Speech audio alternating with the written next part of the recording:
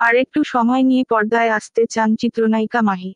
দৈনিক সময়ের পত্রিকার ফেসবুক ও ইউটিউব চ্যানেলের সাথে থাকুন।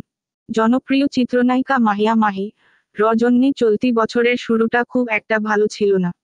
এর কারণ হলো, বেশ পরিশ্রম করে নিজ এলাকায় এমপি নির্বাচন করেও বিশাল ভোটের ব্যবধানে পরাজয় বরণ করতে হয় তাকে। এরপর স্বামী রকিব সরকারের সঙ্গে বিচ্ছেদের ঘোষণা দেন তিনি। সামাজিক মাধ্যমে ভিডিও বার্তার মাধ্যমে মাহি সবাইকে বিষয়টি জানান।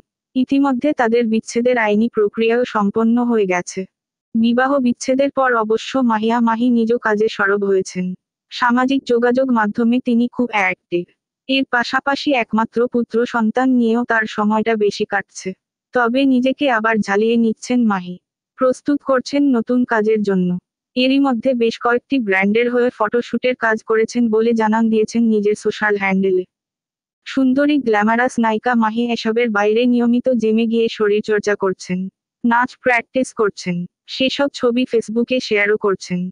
সব মিলিয়ে বেশ ভালো একটি কামব্যাক করার অপেক্ষায় নিজেকে ঝালিয়ে নিচ্ছেন মাহি, এমনটাই তার কর্মকাণ্ডে উঠে আসছে। যদিও গেল ঈদে একটি চমক নিয়ে দর্শকদের সামনে হাজির হয়েছিলেন তিনি। অতিথি চরিত্রে তিনি অভিনয় করেছেন শাকিব খানের রাজকুমার ছবিতে। এতে শাকিবের মায়ের চরিত্রে মাহি অভিনয় করেছেন। বয়স্ক বেশে এমন চরিত্রে মাহিকে দেখে অবাক হয়েছেন দর্শক। পাশাপাশি হয়েছেন প্রশংসিত। নিজের অভিনয় ক্যারিয়ারে নতুন ছবির বিষয়ে জানতে চাইলে মাহি বলেন, রাজকুমার ছবিতে একেবারেই ছোট একটি চরিত্রে অভিনয় করেছি। এরপরও দর্শক ভক্তদের ব্যাপক সাড়ায় আমি মুগ্ধ। আমি আসলে নায়িকা চরিত্র থেকে বের হয়ে অভিনেত্রী হয়ে কাজ করতে চাই।